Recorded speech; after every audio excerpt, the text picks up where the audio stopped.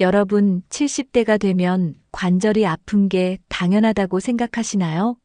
하지만 어떤 분들은 여전히 자유롭게 걷고 계단을 오르고 심지어 등산까지 합니다. 반면에 어떤 분들은 조금만 걸어도 무릎이 아프고 허리와 발목이 쑤시죠. 같은 나이인데도 왜 이런 차이가 생길까요? 그 이유는 바로 습관과 생활 방식에서 결정됩니다. 관절이 튼튼한 사람들은 어릴 때부터 특별한 관절 관리를 한 게 아닙니다. 오히려 60대 이후부터라도 꾸준한 관리 습관을 들이면 70대, 80대에도 관절 건강을 유지할 수 있습니다. 중요한 것은 어떤 생활 습관이 관절 건강에 좋은지 알고 실천하는 것입니다. 오늘 영상에서는 70대에도 관절이 튼튼한 사람들의 6가지 특징과 실천 방법을 알려드립니다. 이 영상을 끝까지 보시면 지금부터라도 관절 건강을 지키는 방법을 알게 되실 겁니다. 무릎 통증 없이 걷고 싶다면, 계단을 편하게 오르고 싶다면 지금부터 실천해야 합니다. 오늘 알려드리는 방법을 매일 실천하면 관절 건강이 달라지는 것을 직접 느낄 수 있을 것입니다. 영상이 끝날 때쯤 여러분은 이제부터라도 내 관절을 보호해야겠다라고 생각하게 될 것입니다. 그럼 70대에도 관절이 튼튼한 사람들의 첫 번째 특징부터 알아볼까요? 지금부터 함께 시작합니다. 걷기는 관절 건강을 지키는 가장 쉬우면서도 효과적인 운동입니다. 매일 일정한 시간 동안 걷는 사람들은 그렇지 않은 사람들보다 무릎과 허리 통증이 덜합니다. 관절이 튼튼한 사람들은 걷기를 생활화하고 있습니다. 무릎 연골은 혈관이 거의 없어서 움직일 때 윤활액이 순환되며 영양분을 공급받습니다. 가만히 앉아 있으면 연골이 딱딱해지고 약해질 수 있습니다. 적당한 걷기는 연골이 마모되는 것을 방지하고 근육을 강화하는 효과가 있습니다. 하루 30분 정도 가볍게 걷는 것만으로도 관절 건강을 유지하는 데 도움이 됩니다. 하지만 너무 무리하게 걷거나 오르막길을 많이 걸으면 오히려 무릎에 부담이 될 수 있습니다. 평지에서 천천히 걷는 것이 무릎 건강을 지키는데 가장 좋습니다. 정기적으로 산책하는 사람들은 무릎 관절염 발생률이 낮다는 연구 결과도 있습니다. 걸을 때는 편안한 신발을 신는 것이 중요합니다. 바닥이 너무 딱딱한 신발을 신으면 무릎과 발목에 충격이 갈 수 있습니다. 관절 건강을 위해 쿠션이 있는 운동화나 편한 신발을 신어야 합니다. 특히 아침이나 저녁 습관적으로 걷는 시간을 정해두면 꾸준히 실천할 수 있습니다. 걷기 습관을 들이면 무릎뿐만 아니라 심장 건강, 체중 관리, 혈액순환 개선에도 도움이 됩니다. 무릎이 튼튼한 사람들은 걷기뿐만 아니라 다양한 가벼운 운동을 함께 합니다. 특히 관절에 무리를 주지 않으면서도 근육을 강화하는 운동이 효과적입니다. 대표적인 운동으로는 수영, 실내 자전거, 요가, 필라테스 등이 있습니다. 수영은 물속에서 체중 부담 없이 운동할 수 있어 관절에 무리가 적습니다. 실내 자전거는 관절에 충격을 주지 않으면서 하체 근력을 강화하는 데 도움이 됩니다. 요가와 필라테스는 몸의 유연성을 높이고 관절 주변 근육을 강화해 줍니다. 너무 무리한 운동은 오히려 관절 건강을 해칠 수 있으므로 조심해야 합니다. 특히 갑자기 무거운 아령을 드는 운동은 관절에 부담을 줄 수 있습니다. 중요한 것은 꾸준히 할 수 있는 운동을 선택하는 것입니다. 하루 15분에서 30분 정도라도 꾸준히 운동하면 관절 건강이 확실히 달라집니다.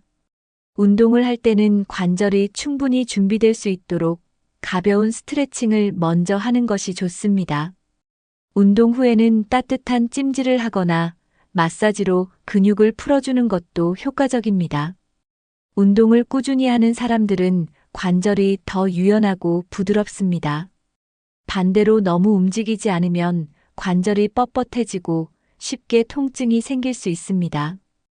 가벼운 운동을 꾸준히 실천하면 80대, 90대에도 무릎이 튼튼할 수 있습니다. 무릎이 아플까봐 움직이는 것을 피하는 분들이 많습니다. 하지만 오히려 너무 움직이지 않으면 관절이 더 빨리 약해질 수 있습니다. 관절은 일정하게 사용해야 부드럽고 유연한 상태를 유지할 수 있습니다. 반대로 너무 오래 앉아 있으면 관절이 경직되고 근육이 약해질 수 있습니다. 하루 종일 앉아 있는 생활 습관은 관절 건강에 가장 좋지 않은 습관 중 하나입니다. 앉아 있을 때도 1시간에 한 번은 일어나서 스트레칭을 해주는 것이 좋습니다. 침대나 소파에만 오래 누워 있으면 관절이 뻣뻣해지고 유연성이 줄어듭니다. 너무 오랜 시간 TV를 보거나 스마트폰을 보면 관절이 굳어질 수 있습니다. 가벼운 스트레칭만 해도 관절의 움직임이 훨씬 부드러워질 수 있습니다. 집에서라도 가볍게 제자리 걷기나 스트레칭을 실천하는 것이 중요합니다. 너무 아프면 움직이면 안 된다라는 생각은 잘못된 관절 관리법입니다. 물론 무릎이 붓거나 심하게 아플 때는 휴식이 필요하지만 지나치게 안 움직이면 더 나빠질 수 있습니다. 관절이 튼튼한 사람들은 항상 적절한 운동을 유지하는 습관을 가지고 있습니다. 움직이지 않으면 관절이 빨리 퇴화하지만 꾸준히 관리하면 오래 건강할 수 있습니다. 지금부터라도 조금씩 움직이는 습관을 만들어 보세요. 관절이 튼튼한 사람들은 뼈 건강을 철저히 관리합니다. 무릎, 발목, 허리 등 관절을 이루는 뼈가 튼튼해야 관절 건강을 유지할 수 있습니다. 뼈 건강을 위해 가장 중요한 영양소는 바로 칼슘입니다. 칼슘이 부족하면 뼈가 약해지고 관절도 쉽게 손상될 수 있습니다. 70대 이후에는 칼슘이 몸에서 빠져나가는 속도가 빨라지기 때문에 더 신경 써야 합니다.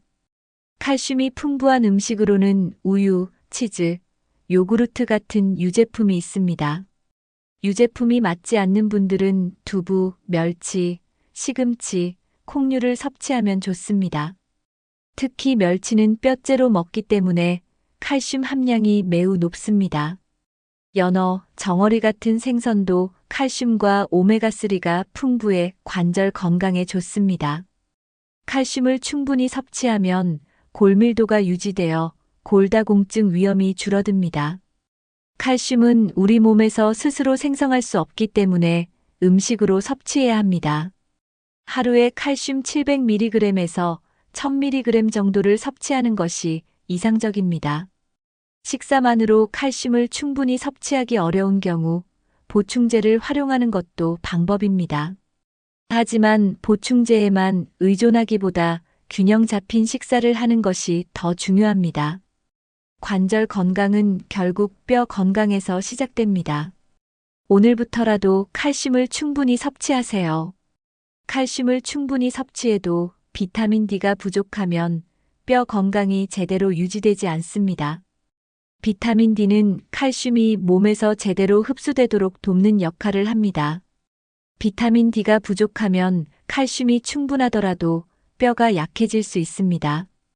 햇빛을 충분히 쬐면 우리 몸에서 자연스럽게 비타민 D가 생성됩니다. 하루에 20분에서 30분 정도 햇볕을 쬐는 것이 가장 좋은 방법입니다. 하지만 실내에서만 생활하거나 자외선 차단제를 너무 많이 사용하면 비타민 D 생성이 어려워질 수 있습니다. 비타민 D가 풍부한 음식으로는 연어, 참치, 달걀 노른자, 버섯 등이 있습니다. 특히 연어와 고등어 같은 등 푸른 생선에는 오메가3도 풍부해 관절 건강에 좋습니다. 비타민 D가 부족하면 뼈가 약해질 뿐만 아니라 근육도 약해질 수 있습니다. 근육이 약해지면 무릎과 허리에 더 큰 부담이 가게 됩니다. 만약 비타민 D가 부족하다면 보충제를 섭취하는 것도 고려해 볼 수 있습니다. 비타민 D 보충제는 하루 800IU에서 1000IU 정도 섭취하는 것이 좋습니다. 하지만 영양제보다 중요한 것은 자연에서 햇빛을 충분히 받는 것입니다. 비타민 D가 충분하면 뼈뿐만 아니라 면역력도 좋아지고 기분도 안정됩니다. 뼈 건강을 위해 칼슘과 비타민 D를 꼭 챙기세요. 나이가 들면서 골밀도가 점점 낮아지는 것은 자연스러운 현상입니다. 하지만 골다공증이 심해지면 뼈가 쉽게 부러지고 관절 건강도 빠르게 나빠질 수 있습니다. 골다공증은 뼈가 약해지고 구멍이 많아지는 질환입니다. 골밀도가 낮아지면 작은 충격에도 뼈가 부러질 위험이 커집니다. 특히 허리와 무릎, 엉덩이 뼈가 골절되면 일상생활이 불가능할 수도 있습니다. 골다공증을 예방하려면 칼슘과 비타민 D를 충분히 섭취하는 것이 기본입니다. 규칙적인 운동도 골밀도를 유지하는 데 중요한 역할을 합니다.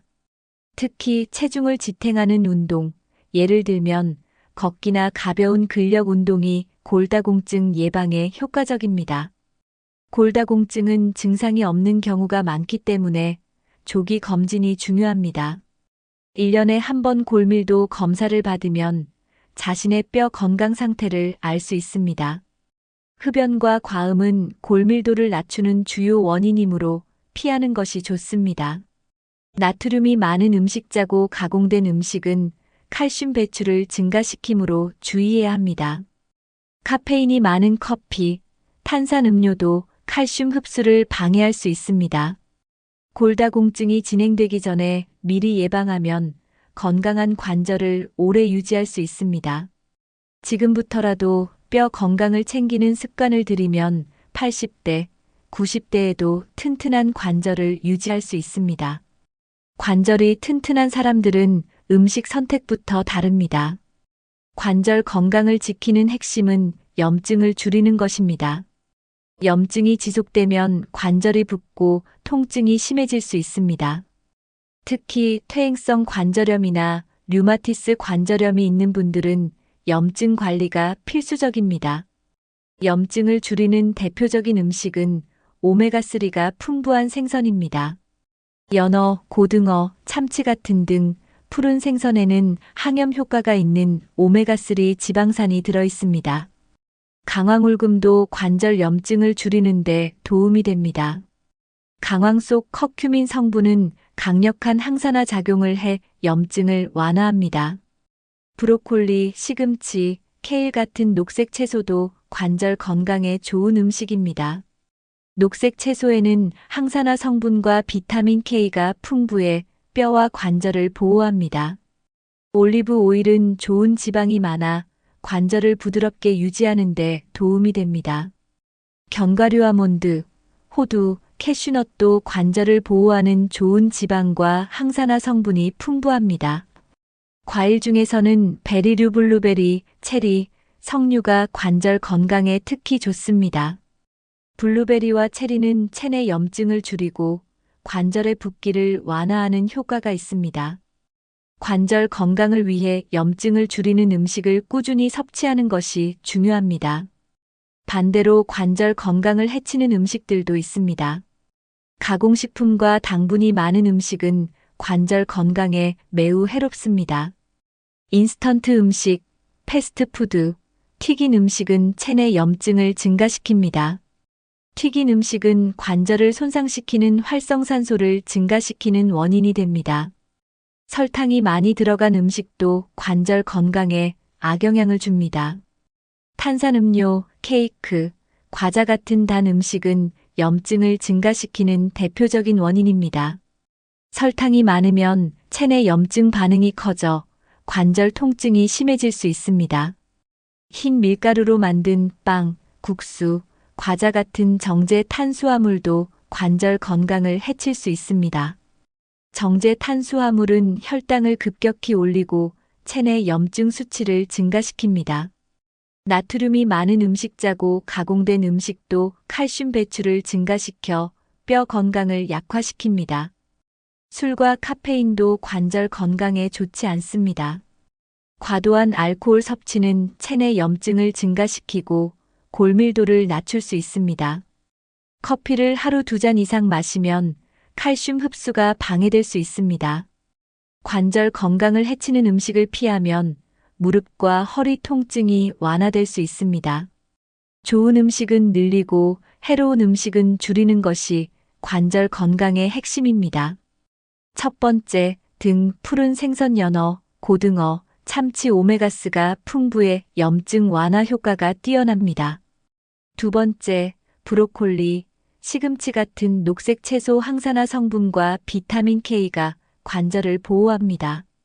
세 번째, 견과류 호두, 아몬드, 캐슈넛 좋은 지방과 항산화 성분이 관절을 부드럽게 유지합니다. 네 번째, 강황울금과 생강 천연 항염 효과로 관절 염증을 줄여줍니다. 다섯 번째, 베리류 블루베리, 체리, 석류체내 염증을 낮추고 관절의 붓기를 완화합니다. 이 5가지 음식만 꾸준히 섭취해도 관절 건강이 달라질 수 있습니다. 건강한 식습관을 유지하면 관절염 예방뿐만 아니라 전체적인 신체 건강에도 도움이 됩니다. 작은 변화만으로도 무릎과 허리 통증을 줄이는데 효과를 볼 수 있습니다. 꾸준한 실천이 가장 중요합니다. 오늘부터라도 관절을 보호하는 음식을 더 많이 챙겨 드세요. 관절이 튼튼한 사람들은 평소 식단부터 건강하게 관리합니다. 건강한 식습관은 단기간에 효과가 나타나지는 않지만 꾸준히 하면 큰 차이를 만듭니다. 매일 작은 습관을 실천하면 70대, 80대에도 관절이 튼튼할 수 있습니다.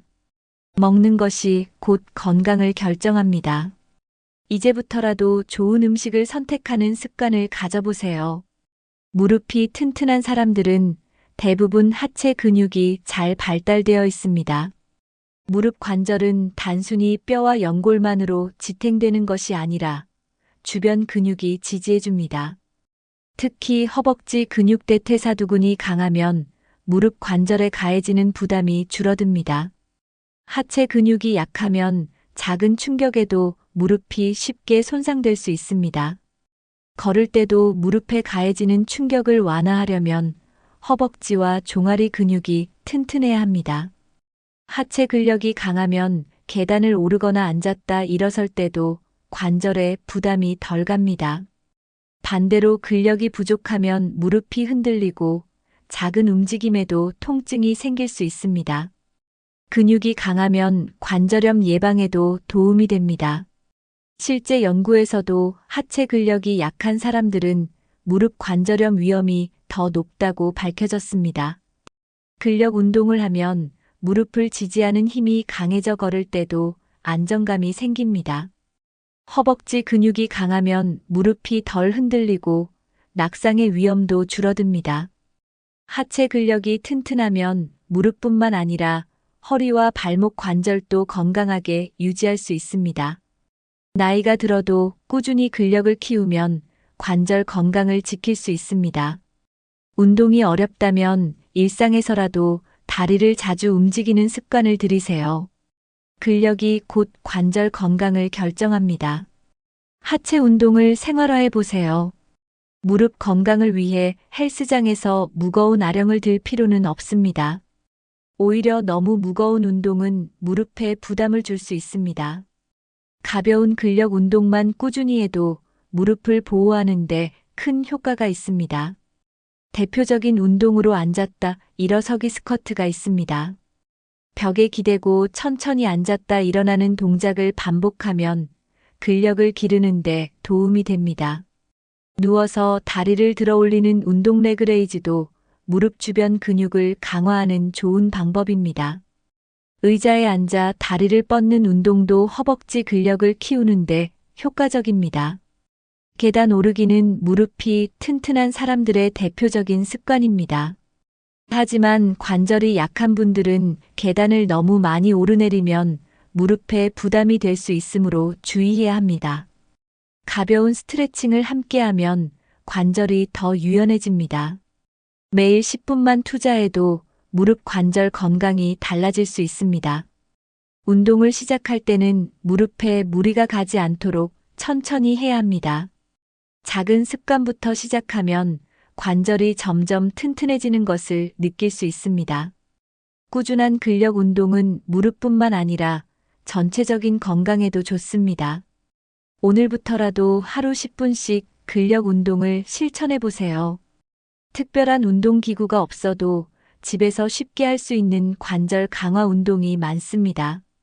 첫 번째, 의자를 활용한 스쿼트 운동. 의자에 앉았다 일어나는 동작을 반복하면 자연스럽게 허벅지 근력이 길러집니다. 두 번째, 다리 들어 올리기 운동. 누운 상태에서 한쪽 다리를 들어 올리고 10초 동안 유지한 뒤 천천히 내립니다. 이 동작을 반복하면 허벅지와 무릎 주변 근육이 튼튼해집니다. 세 번째, 발 뒤꿈치 들기 운동. 서서 발 뒤꿈치를 들었다가 천천히 내리는 동작을 반복하면 종아리와 발목이 튼튼해집니다. 네 번째, 벽을 이용한 스쿼트 운동. 벽에 등을 기대고 천천히 무릎을 90도로 구부렸다가 다시 일어납니다. 이 동작은 무릎의 부담을 줄이면서도 하체 근력을 강화하는 데 효과적입니다. 다섯 번째, 앉아서 발목 돌리기. 의자에 앉아서 발목을 천천히 시계 방향, 반대 방향으로 돌리면 관절이 유연해집니다. 이 운동들은 하루 10분만 투자해도 관절 건강에 큰 도움이 됩니다. 오늘부터라도 집에서 실천해 보세요. 관절이 점점 튼튼해지는 변화를 느낄 수 있을 것입니다. 무릎 건강을 지키려면 체중 관리가 필수적입니다. 체중이 늘어나면 관절이 받는 하중이 증가하여 무릎 통증이 심해질 수 있습니다. 연구에 따르면 몸무게가 1kg 증가하면 무릎에 가해지는 부담은 3배에서 5배까지 증가합니다. 즉, 5kg만 늘어나도 무릎에는 15kg에서 25kg의 추가 압력이 가해지는 것입니다. 특히 계단을 오르내릴 때는 체중의 6배에서 7배까지 무릎에 부담이 실릴 수 있습니다. 과체중이 지속되면 연골이 빨리 닳고 관절염이 생길 위험이 높아집니다. 무릎 관절염 환자 중 상당수는 체중 증가로 인해 증상이 악화된 경우가 많습니다. 반대로 체중을 줄이면 관절 통증이 눈에 띄게 완화됩니다. 몸무게가 5kg 줄어들면 무릎 통증이 50% 이상 감소한다는 연구 결과도 있습니다. 건강한 체중을 유지하는 것만으로도 무릎 관절을 보호할 수 있습니다. 체중이 증가할수록 무릎 연골 손상이 빨라지고 회복 속도도 느려집니다. 체중을 적정 수준으로 유지하면 무릎뿐만 아니라 허리와 발목 관절에도 부담이 줄어듭니다. 특히 70대 이후에는 체중 관리가 더욱 중요합니다. 관절 건강을 위해서는 과체중을 피하고 건강한 생활 습관을 유지해야 합니다. 체중이 줄면 관절의 부담이 확 줄어들어 움직임이 훨씬 편안해질 것입니다. 관절이 튼튼한 사람들은 체중 관리의 중요성을 잘 알고 있습니다. 그들은 음식 섭취를 조절하고 규칙적인 운동을 통해 적정 체중을 유지합니다. 특히 저녁 늦게 과식을 피하고 규칙적인 식사 습관을 유지하는 것이 중요합니다.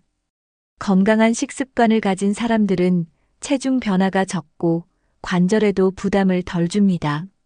무릎이 튼튼한 사람들은 단순히 적게 먹는 것이 아니라 영양소가 균형 잡힌 식사를 합니다.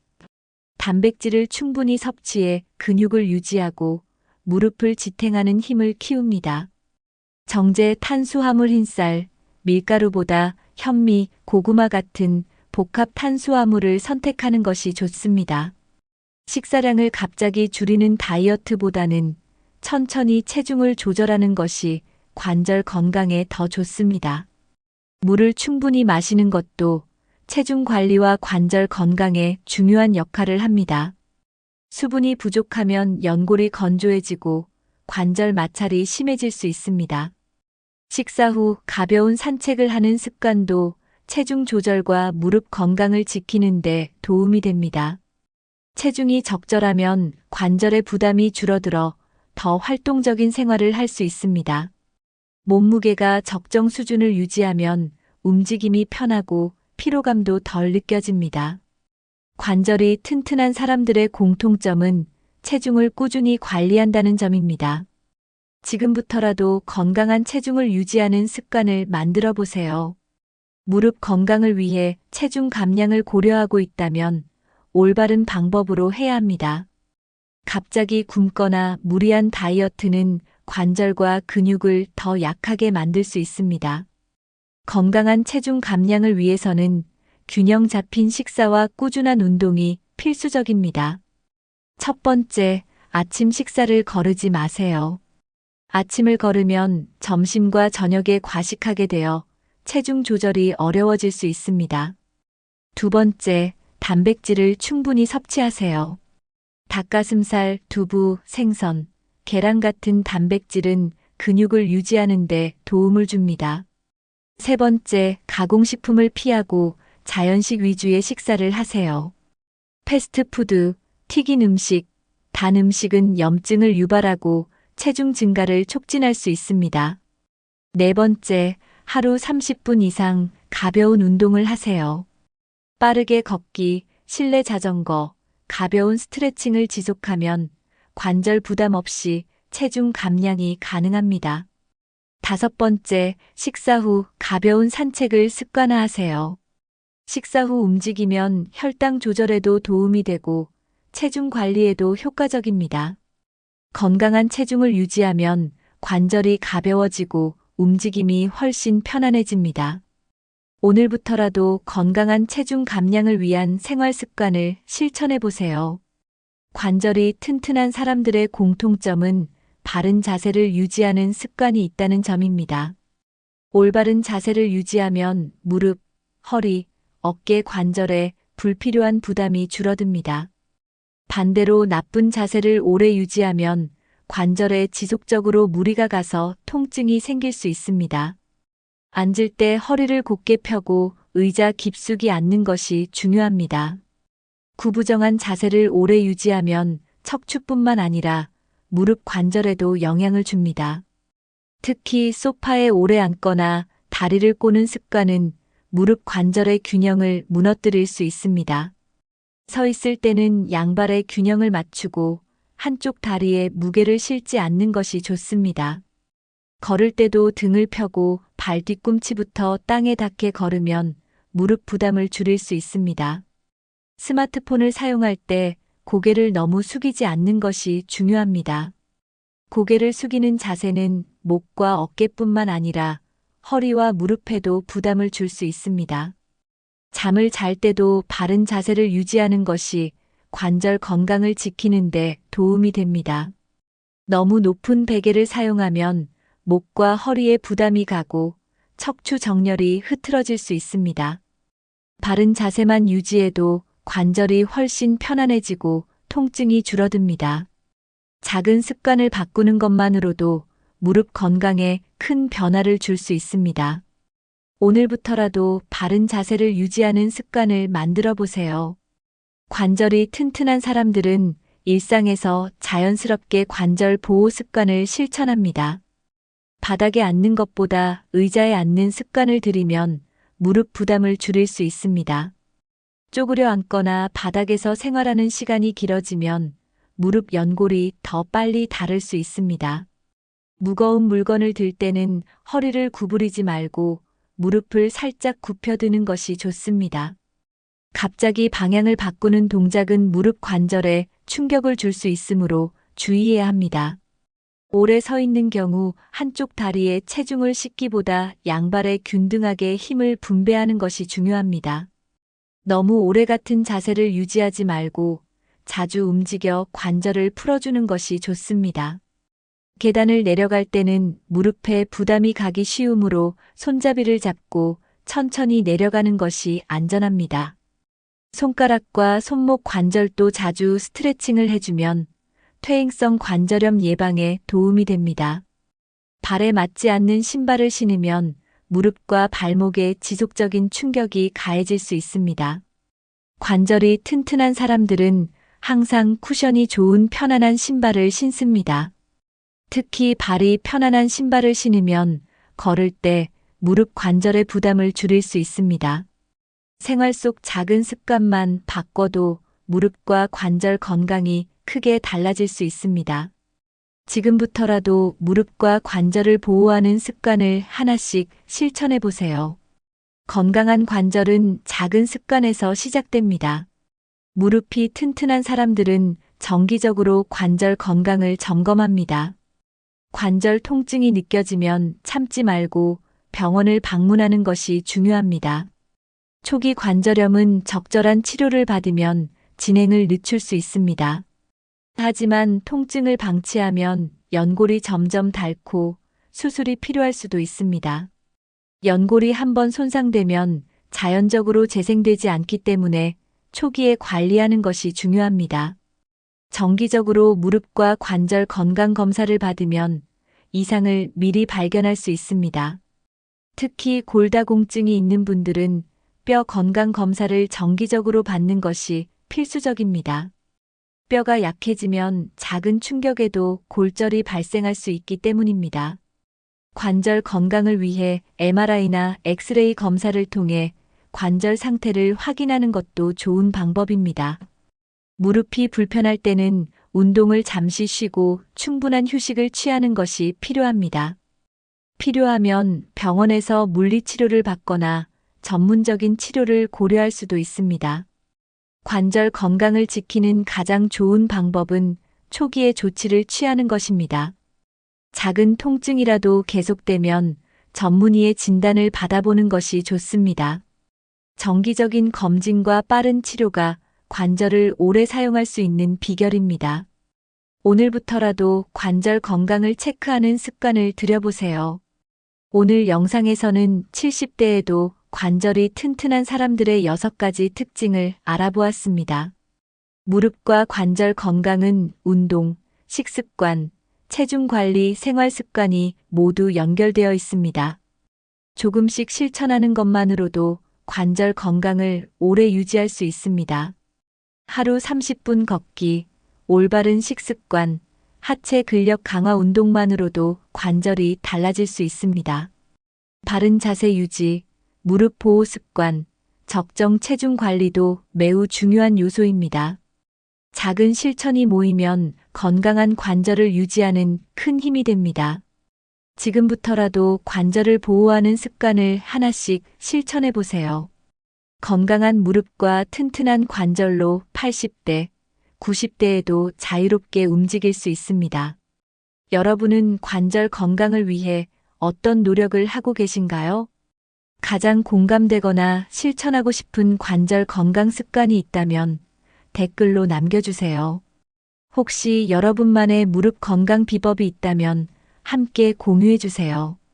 여러분이 실천하는 작은 건강 습관이 다른 분들에게도 큰 도움이 될 수 있습니다. 이 영상이 도움이 되셨다면 좋아요와 구독 버튼을 눌러 건강한 정보를 함께 나눠주세요. 주변에 무릎이나 관절 건강이 걱정되는 분들이 있다면 이 영상을 공유해주세요. 오늘도 건강한 하루 보내시고 다음 영상에서 더 좋은 정보로 찾아뵙겠습니다.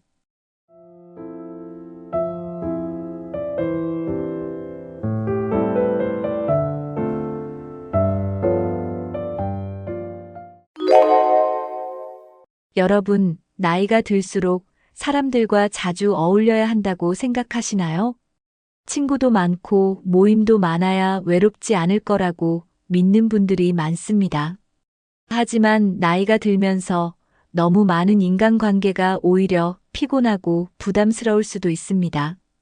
처음에는 모임이 즐겁지만 시간이 지나면 관계에서 오는 피로감을 느낄 수도 있습니다.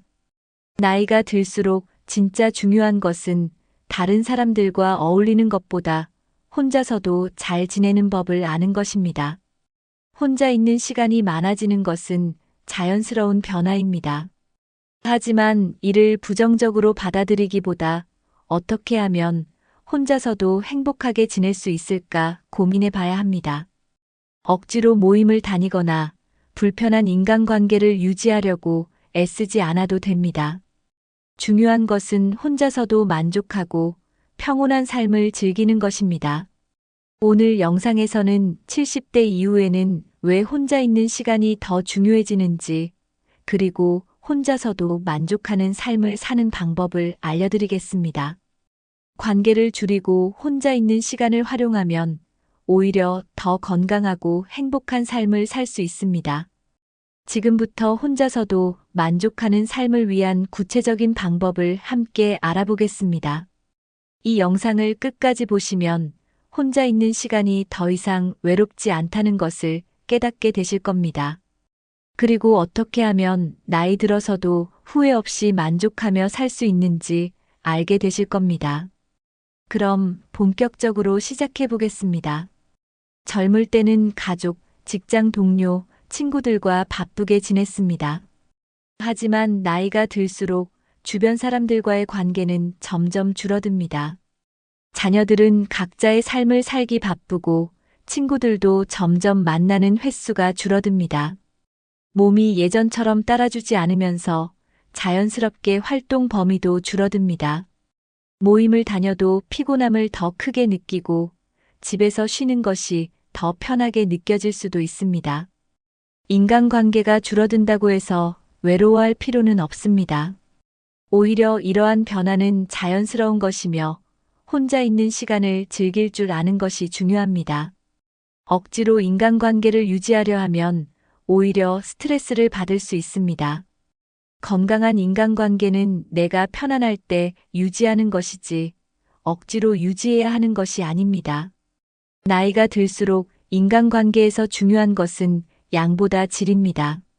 많은 사람과 관계를 맺기보다는 나와 진정으로 잘 맞는 몇몇 사람들과 교류하는 것이 더 중요합니다.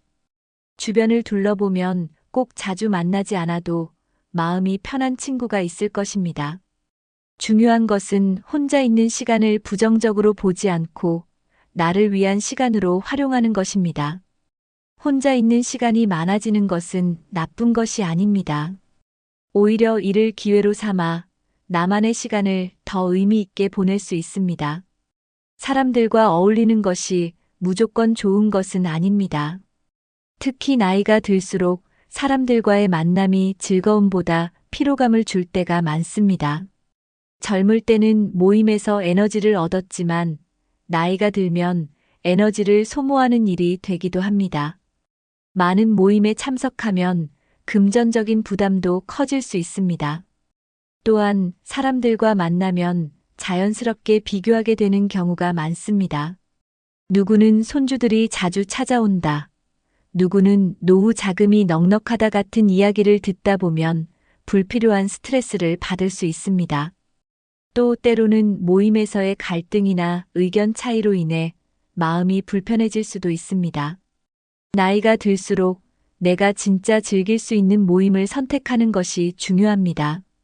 무조건 모임에 나가는 것이 아니라 나에게 맞는지 고민해보고 선택해야 합니다. 굳이 피곤한 자리나 부담스러운 모임에 나갈 필요는 없습니다. 혼자 있는 것이 더 편하다면 모임보다 나만의 시간을 즐기는 것이 더 현명한 선택일 수도 있습니다. 중요한 것은 억지로 인간관계를 유지하려 하지 않는 것입니다. 내가 편하고 즐거운 관계만 유지해도 충분합니다.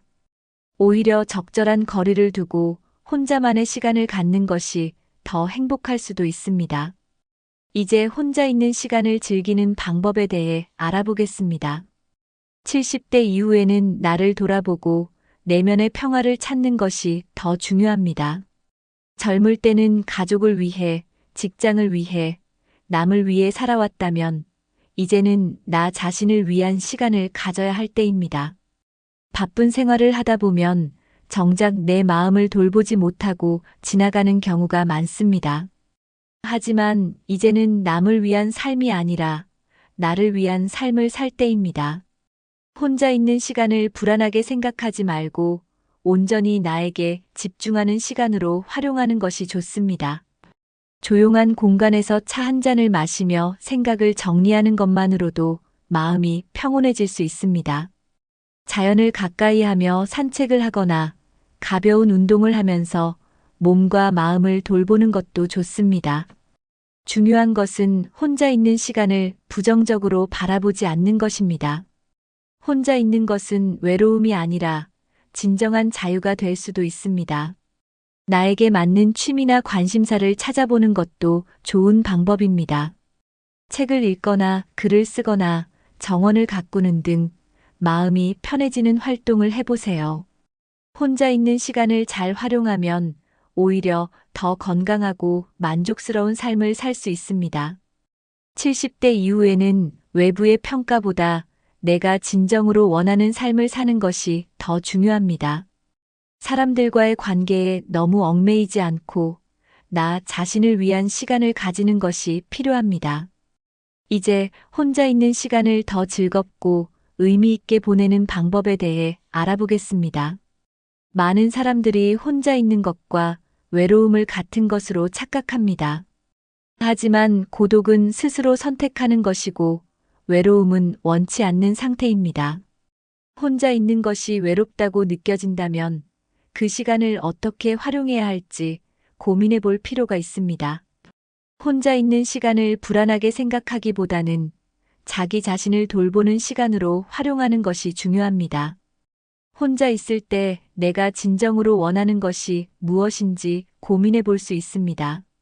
예를 들어 하고 싶었던 취미나 배우고 싶었던 것을 시작할 좋은 기회가 될 수 있습니다.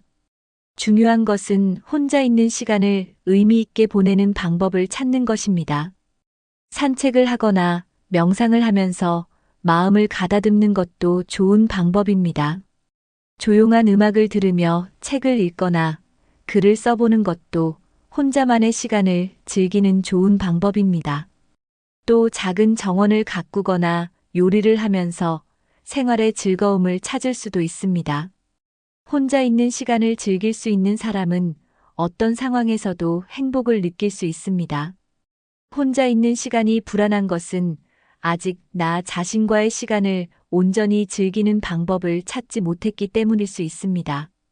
지금까지 다른 사람을 위해 살아왔다면 이제는 나 자신을 위한 시간을 가져야 할 때입니다. 혼자 있는 시간을 어떻게 보내느냐에 따라 삶의 질이 달라질 수 있습니다. 이제 혼자서도 만족하는 삶을 위해 취미 생활을 활용하는 방법을 알아보겠습니다.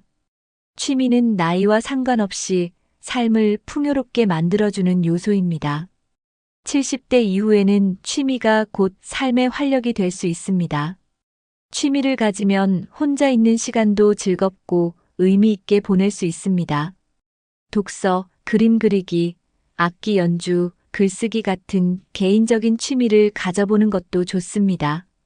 가벼운 운동이나 요가, 스트레칭을 하면서 몸을 건강하게 유지하는 것도 하나의 방법입니다.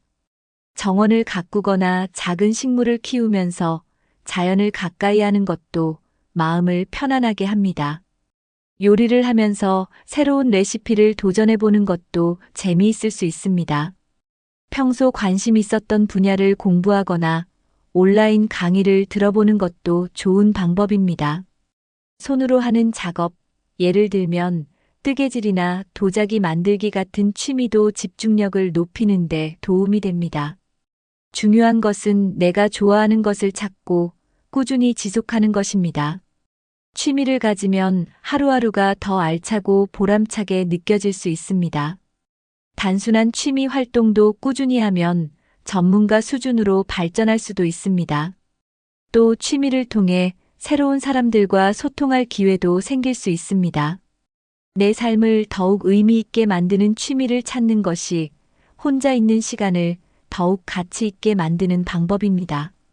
이제 혼자서도 충분히 행복해지는 습관을 만들어가는 법을 알아보겠습니다. 혼자 있는 시간을 즐기려면 작은 습관부터 바꿔야 합니다. 아침에 일어나서 창문을 열고 상쾌한 공기를 마시는 것으로 하루를 시작할 수 있습니다. 따뜻한 차를 마시며 조용한 시간을 가지는 것도 좋습니다. 하루 일정을 미리 계획하고 스스로에게 목표를 설정해 보는 것도 좋은 방법입니다. 예를 들어 오늘은 30분 걷기, 책 한 권 읽기, 맛있는 음식 만들어 먹기 같은 작은 목표를 세울 수 있습니다. 작은 목표를 달성하면 성취감을 느낄 수 있고 삶이 더욱 만족스럽게 느껴질 것입니다. 하루 중 감사한 일을 떠올려 보는 것도 좋은 습관이 될 수 있습니다. 혼자서 여행을 계획해 보는 것도 색다른 경험이 될 수 있습니다. 가까운 공원이나 산을 찾아가 자연을 느끼는 것도 마음의 안정에 도움이 됩니다. 스마트폰이나 TV를 줄이고 나 자신과의 대화 시간을 늘려보는 것도 중요합니다. 건강한 식단을 유지하고 몸을 돌보는 것도 혼자 있는 시간을 더 소중하게 만드는 방법입니다. 또 하루에 한 번 거울을 보며 오늘도 수고했다라고 스스로를 칭찬해 보는 것도 좋습니다. 중요한 것은 혼자 있는 시간을 즐겁게 보내려는 의지와 태도입니다. 혼자서도 충분히 만족할 수 있는 습관을 만들면 어떤 환경에서도 행복할 수 있습니다. 이제 혼자서도 성장하는 방법에 대해 알아보겠습니다. 나이는 숫자에 불과합니다. 새로운 것을 배우는 사람은 나이에 상관없이 젊음을 유지할 수 있습니다. 책을 읽으면 세상을 더 넓게 볼 수 있고 다양한 경험을 간접적으로 할 수 있습니다. 특히 인문학, 역사, 자기계발 관련 책은 삶의 깊이를 더해줄 수 있습니다. 소설이나 시를 읽으면서 감성을 자극하는 것도 좋은 방법입니다. 매일 일정한 시간을 정해 책을 읽으면 뇌를 활성화시키고 기억력을 높이는 데도 도움이 됩니다. 또한 책을 읽으면 대화의 폭이 넓어지고 새로운 시각을 가질 수 있습니다. 요즘은 전자책이나 오디오북도 많이 활용할 수 있기 때문에 언제 어디서나 독서를 즐길 수 있습니다. 책을 읽으며 얻은 깨달음을 노트에 정리해 보는 것도 좋은 습관입니다. 글을 쓰면서 생각을 정리하면 더욱 깊이 있는 삶을 살 수 있습니다. 독서 모임에 참여하면 새로운 사람들과 교류할 기회도 생길 수 있습니다. 책은 언제 어디서나 나에게 새로운 자극을 주고 인생을 더욱 풍요롭게 만들어줍니다. 지금부터라도 한 달에 한 권씩 책을 읽는 목표를 세워보는 것은 어떨까요? 배우는 습관이 있는 사람은 시간이 지나도 활기차고 생기 있는 삶을 살 수 있습니다. 결국 평생 배움을 실천하는 것이 혼자 있는 시간을 더욱 의미 있게 만드는 방법입니다. 나이가 들수록 가장 중요한 것은 내 몸과 마음을 돌보는 것입니다. 젊었을 때는 다른 사람을 챙기느라 바빴지만 이제는 내 자신을 우선으로 생각해야 할 때입니다. 건강한 몸을 유지하려면 규칙적인 생활 습관이 필수적입니다. 충분한 수면, 균형 잡힌 식사, 가벼운 운동은 몸을 건강하게 유지하는 기본입니다. 아침에 일어나서 기지개를 켜고 스트레칭을 하는 것만으로도 하루의 활력이 달라질 수 있습니다. 규칙적으로 건강 검진을 받고 몸이 보내는 작은 신호도 놓치지 않아야 합니다. 건강한 정신을 유지하기 위해서도 긍정적인 생각과 스트레스 관리가 중요합니다. 부정적인 생각을 줄이고 감사하는 마음을 가지면 삶이 더욱 평온해집니다. 조용한 공간에서 차 한 잔을 마시며 스스로를 돌아보는 시간을 가져보는 것도 좋습니다. 혼자 있는 시간이 많아질수록 내 마음을 잘 돌보는 것이 필수적입니다. 외로움을 느끼기보다는 나 자신과 좋은 친구가 되는 것이 중요합니다. 거울을 보면서 오늘도 잘 살고 있어라고 스스로에게 긍정적인 말을 해보세요. 작은 변화지만 이런 습관들이 삶의 만족도를 높이고 정신 건강을 지키는 데 도움이 됩니다. 혼자 있는 시간이 많아진다면 이를 자기 돌봄의 시간으로 활용하는 것이 필요합니다. 이제 새로운 것에 도전하면서 삶의 활력을 유지하는 방법을 알아보겠습니다. 사람은 새로운 것을 배울 때 가장 활력이 넘칩니다. 나이가 들어도 배우는 것을 멈추지 않으면 마음이 젊어지고 건강해질 수 있습니다.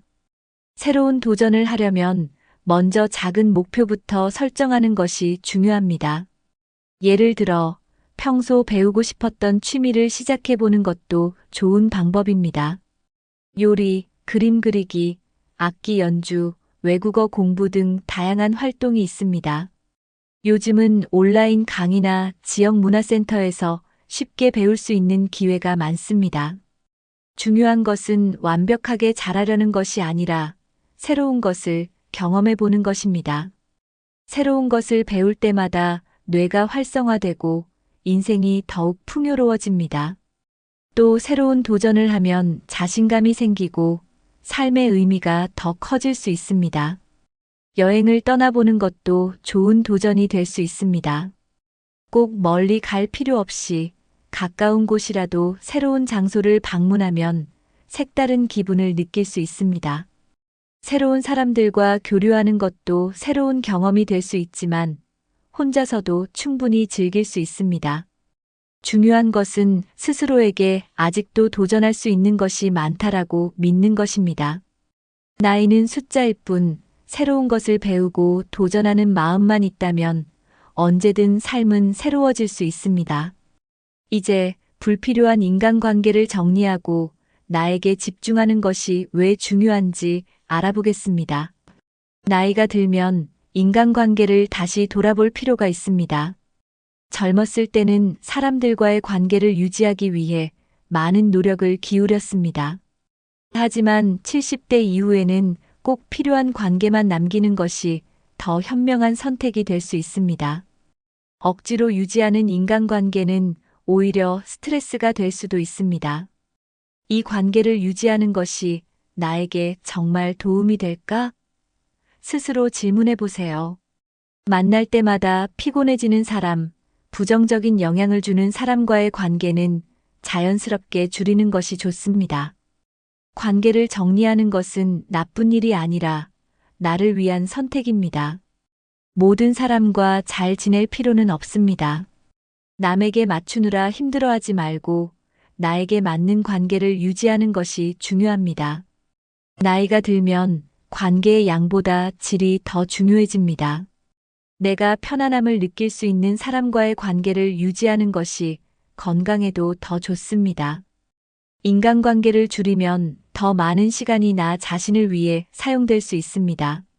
모든 관계를 유지하려고 애쓰지 말고 진짜 소중한 관계만 남겨보세요. 관계를 정리하는 것은 결코 외로운 일이 아닙니다. 오히려 더 자유롭고 편안한 삶을 살 수 있는 기회가 될 수도 있습니다. 인간관계에서 오는 스트레스는 건강에도 큰 영향을 미칩니다. 만날 때마다 피곤한 사람과 관계를 유지하면 정신적인 부담이 커집니다.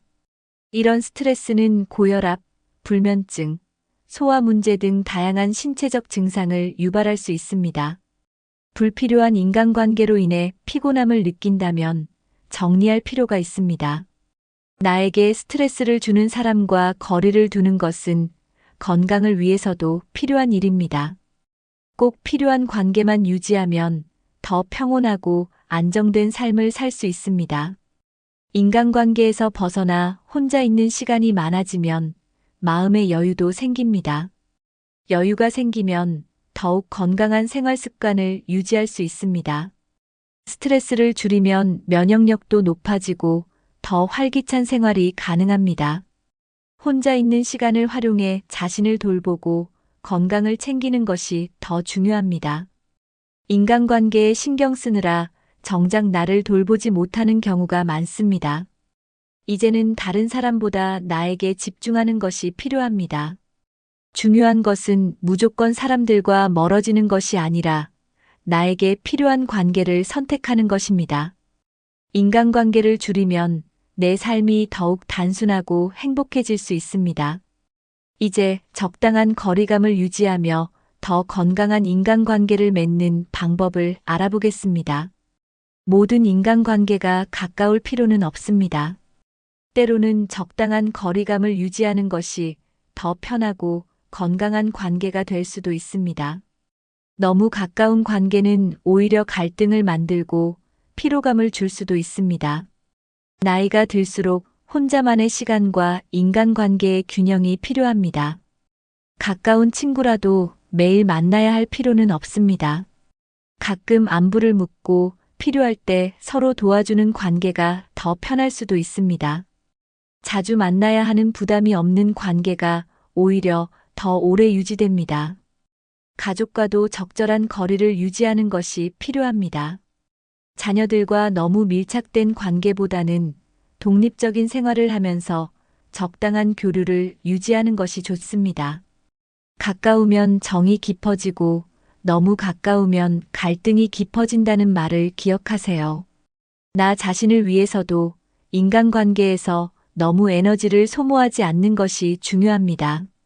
나에게 꼭 필요한 사람들과만 연락을 유지하면 더 여유로운 생활이 가능합니다.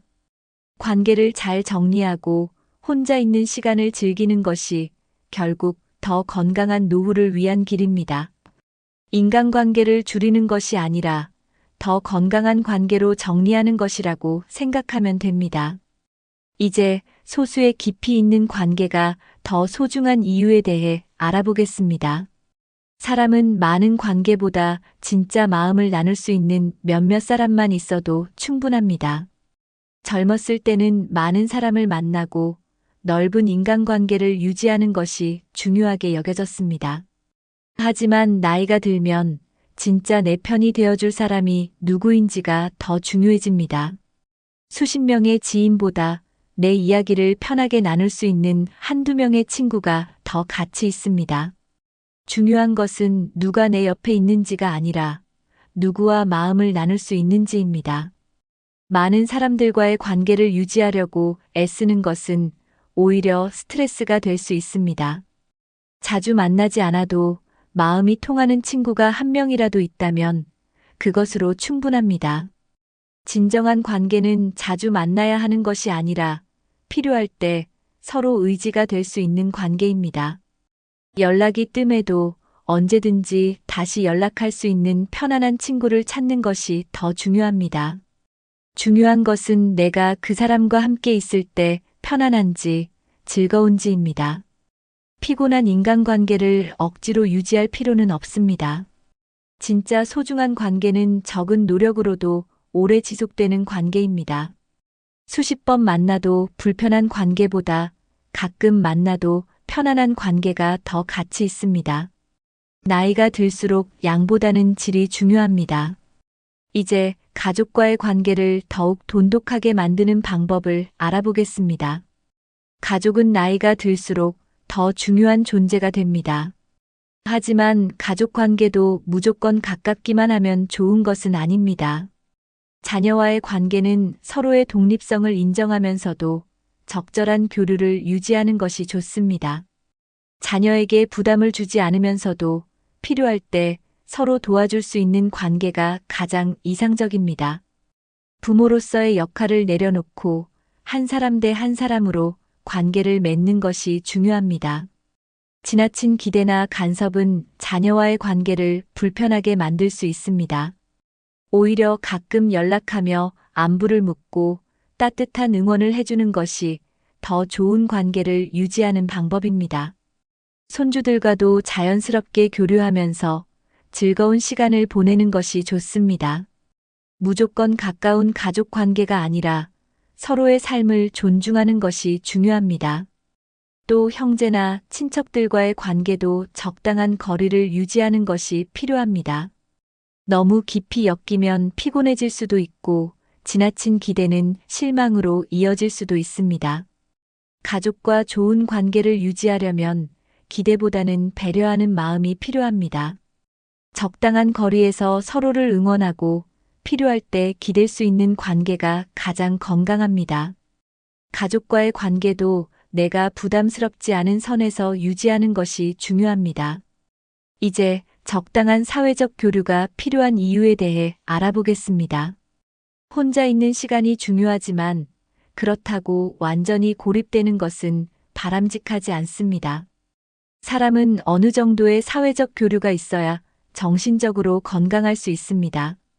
단, 그 교류가 내가 원할 때, 내가 즐길 수 있는 방식으로 이루어지는 것이 중요합니다.